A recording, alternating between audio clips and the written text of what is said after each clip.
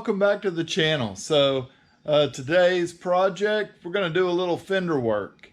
I know I've talked about cutting and welding and putting stuff in, and today we're going to step back into that and we're going to do some work on a fender. I've got a pretty nice old 67 C10 fender back here behind me. Kind of unique. 67's the only year that didn't have a marker light hole in it. The grills were different between 67, 68, and then the 69 through 72 were different. But hey, we don't care about all that. So inside of here, these things always rust out. So you got this bottom area of the fender down here. It's called the cup. Then this piece, that's been reworked as well. And then down here at the bottom, we built a complete new bottom section, rolled all the beads in it, made it look great. So it is a pretty decent fender. At this point in its life, it would be ready to go on a truck. I painted it. Just seems like if they're painted, you treat them a little better when they're sitting around than if they're just in primer. I just used some base coat color that was left over on the bench to get some stuff on it. But so that is the passenger side fender for the truck, and here I have a driver's side example, but it's got to be 68, right? It's got the different style grill, but it has the marker light in it. So hopefully this shows up on camera. I've gone around and I've marked and I've given myself a decent margin away from where this bend occurs, because that'll slightly roll the metal down. If you just try to cut right on that curve, you end up having to fight yourself a little bit. So we make a little bit bigger patch here than is absolutely necessary, but to get the best work, it may be necessary to make it that big. At any rate, this fender wasn't in super good shape. Had some big stuff here that was messed up. I've basically gone in and I've hammered everything out, got all the dents pushed out, and then I got tired of working on it, honestly, and I just put it up. And now I'm pulling it out. I have a 67 cab, so I'm thinking I might put together a 67 cab and 67 front clip basically to go on that cab, and then see if somebody might be interested in it. Just got more projects than I can build complete, and with pulling out some of these other ones that are really old, they're going to require some funds, and I'm not independently wealthy, so I've got to do what I can do to make money, to build projects, to film, to put on YouTube. So hey, at any rate, we're gonna get our tools out here and kind of get started. A lot of different tools you could use to cut a fender apart, right? Or cut out a piece of a fender. Since this one's all really easily accessible, I'm just going to use the old death wheel here, 4.5 inch thin cut-off blade, and an electric grinder. Now, one thing I like to say is this tool, it doesn't care whether it's cutting that fender or if it's cutting you. The tool doesn't care. The safety part is all up to the individual user, which you and I and everybody else out there crazy enough to do this kind of work. So going to be really critical that we watch this disc. Since it's real thin, it can get broken just by setting it down. So you never want to put your body in line with where this is spinning, because it's going to be just sparks, chunks, dust, all that stuff flying out around it. Yeah, so make sure your electrical cord is completely out of the way so you don't damage it. And then when we're cutting, these are just pencil lines. I didn't put tape on there.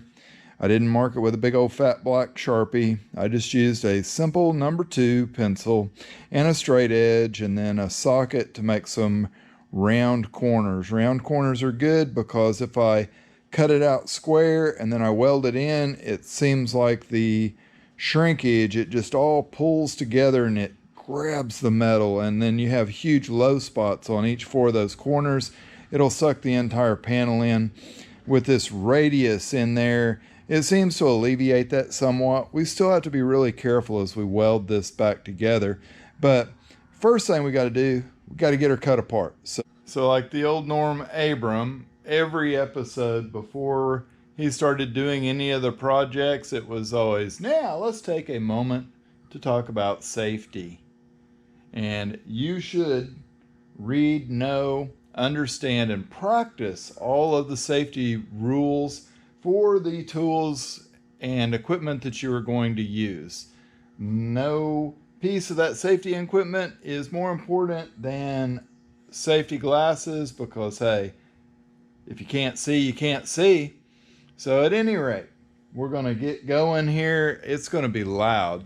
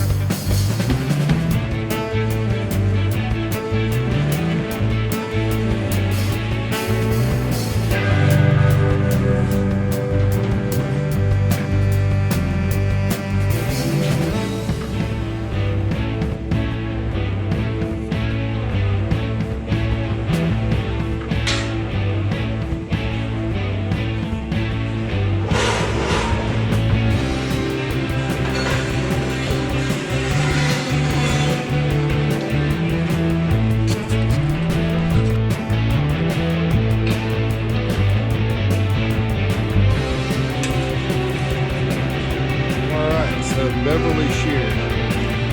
I guess this is an imposter Beverly shear. I think I bought it from Eastwood on sale. It's been really good. They sell similar ones, you know, at the old Harbor Freight. Probably not going to be nearly as durable as the original Beverly shear.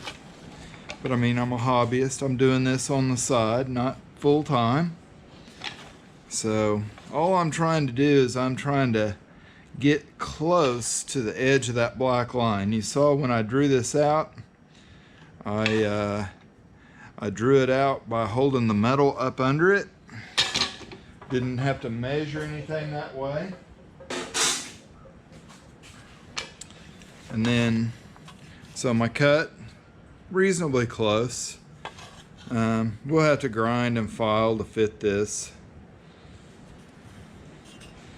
So these things are super easy to use, and if you're just dealing with flat stock, they're really easy to work with. You get things that have curves in them, they're gonna mess up your stuff, and that right there is trying to jump behind there and cut and mess up my stuff. So got to move it, just kind of keep up with it as you're going. Turn super fast with very little downward pressure. Something else I like to tell everyone that I teach how to use this is don't complete the cut or like chomp all the way through till the end of this cutting blade, because it'll leave a little distorted spot in your patch. So you just get you a comfortable spot where you can be accurate with the pressure you're putting, and you can see what's going on with that line. Some guys use lights mounted up here. They might have a really nice workstation that they're working at. Those kind of things to just make it easier. You can see it just makes a nice little curly cue out of that metal. I don't want to have to fight that going through this other way, so I'm gonna, oh, sorry about that, guys. I didn't mean to hit you. Don't want to have to fight that. So I just cut it off, and then I'm gonna come around this curve. Try to get right in there on that line, and then just keep going with it.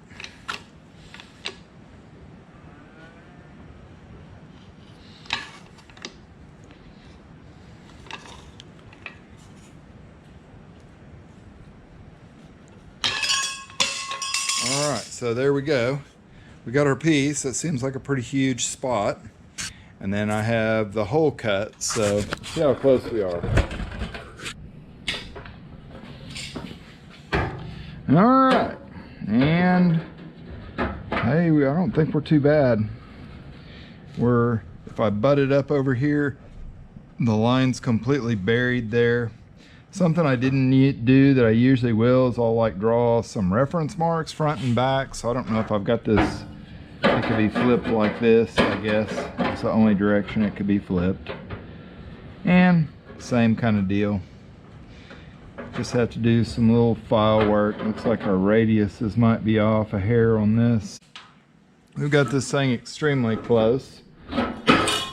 Oh yeah, it falls right out. See, it's like really close to being right where it needs to be at this point. Hold a light under it to look for the gap, and I can see there's a little spot right here that's hitting. That end is completely clear. This end, it may slide that way and fit perfect. I got a slight gap here. I'm pretty good there. So it's just kind of, we got to work it around. And you know, if you're not happy with the way it fits, after you get done with this, you can always take and just cut you out a new piece and start over. It's just sheet metal. So at any rate, we'll keep going.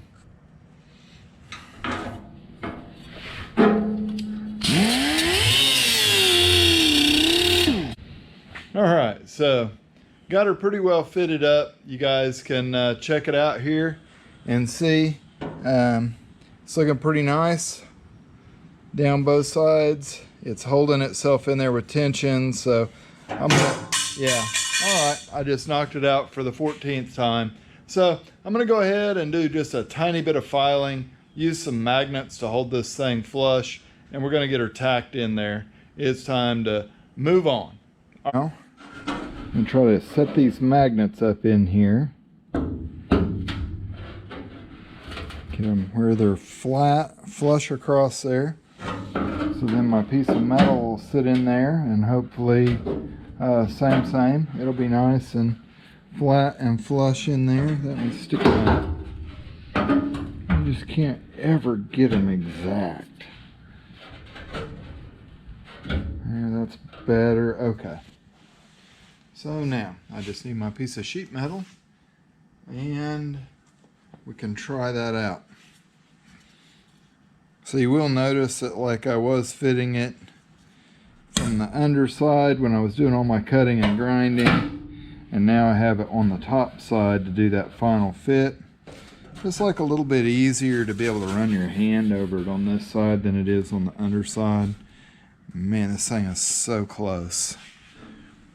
I'm going to push up on my metal, and yeah, it's actually not touching. It's just the patch, or the fender itself is it's kind of sucked in the middle. I had a straight edge on it just a second ago, and let me grab it.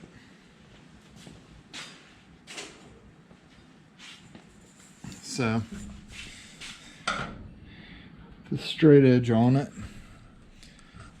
it's got a little daylight showing here.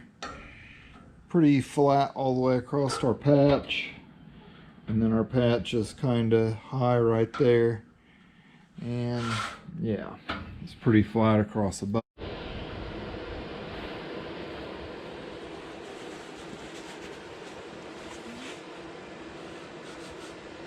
All right, so I'm gonna tack this in the tightest spot, not the loosest, because it fits the most flush.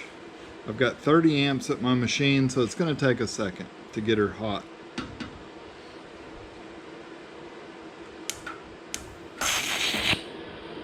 And you got to remember to turn the gas on, dummy. That sucks. Okay.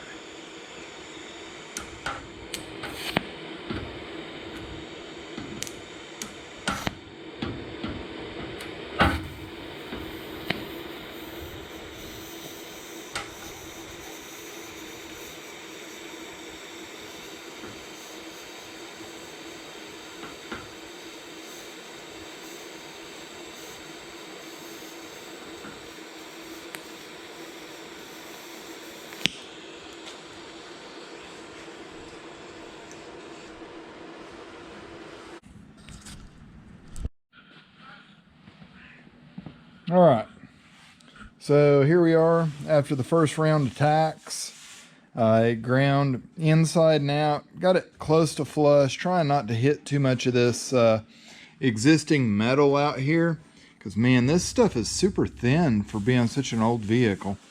And I'm trying to get it flush across here all the way. so that there's no step when we get it welded. And it is very, very close to being just how we want it. So basically just continue, and I will chase around here. I'm going to try to get it tacked in the big spots, then in between those, and then in between those, and then we'll end up just welding. All right, so I'm just using this straight edge kind of for reference so everybody can see. We haven't really changed the lowness of this, or the depression, much at all. It was about 1/8 of an inch low below the opening when I started. Here we're pretty good. And then as we get back up above this weld, we've got a little gap again. So it's not bad, but I'm gonna use a hammer and a dolly here and kind of stretch these welds. All right, so now we come back in. We checked that with a straight edge just a second ago. I've actually put about double the number of tacks in it now.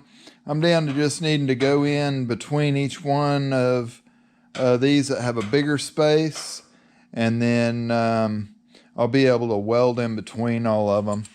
I'll just roll around this thing.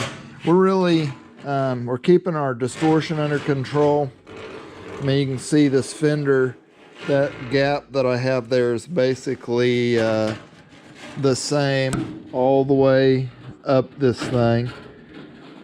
So we haven't hurt ourselves too much there on the actual distortion of the fender.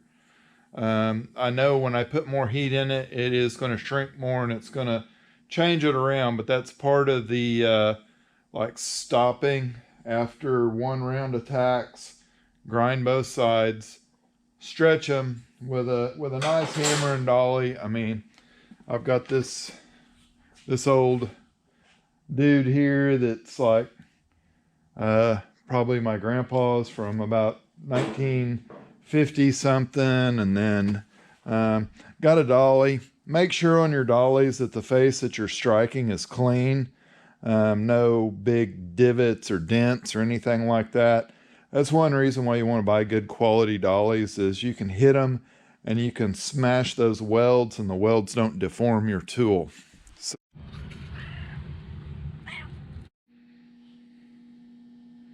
all right, so it's the next evening, and wow, I've been out here really beating this thing up. Not really. Been doing a lot of hammer and dolly, a lot of stretching on the area that I welded. I kind of got in a hurry, and from the last clip to this one, you can kind of see pretty obvious, like the heat ring going around here. It's nice and an even width, but I may have rushed it and like got into just the rhythm of welding, and I welded this whole thing without stopping. So that created a good bit of warpage, which I didn't film because I was frustrated. It basically pulled this whole area on the bottom of this down in probably 3/8 of an inch or better. And the same thing here. It was way low up here. And I even pulled a spot in on this side. I mean, you can see where the primer is on there. I haven't gone back and sanded it again since I did the last round of metal work, hammer and dollying. But you can see this thing now.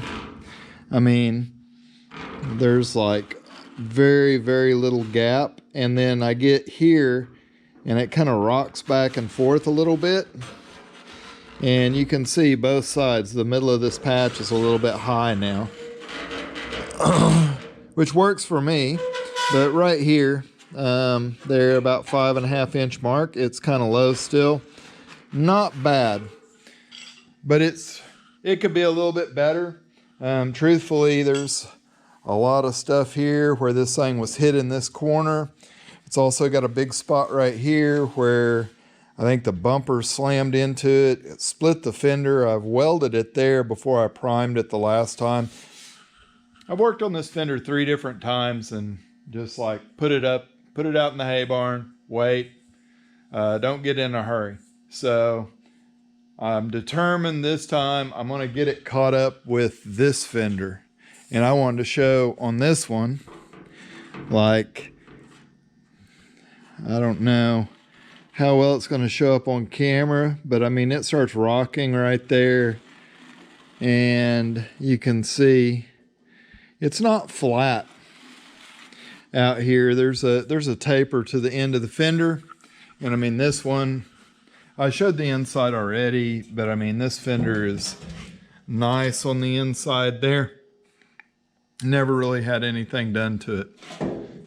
Although we did have to replace half of the bottom of it because the cups rust out on every one of these C10 trucks, and then replace the bottom of it back by the cab because it was thin. And I don't want it to rust out anytime soon. If I'm doing the work, I only want to do it once. So this fender, we're going to get that front finished up and hopefully get this thing ready to prime this week. I'm probably going to stop this video here just because of the fact it's starting to get kind of long, and I don't want to have a big old long video of me rambling on. So hey, if you like what I'm filming, give it a thumbs up, share it, comment, tell me what I can do different, what you want to see. I'll try to do whatever I can. We're working on the 35 Chevy and another C10 truck. This fender was just kind of something to mate up with another one. You got to build these parts up so that you got enough to build a truck when you're working with junk. So hey, you guys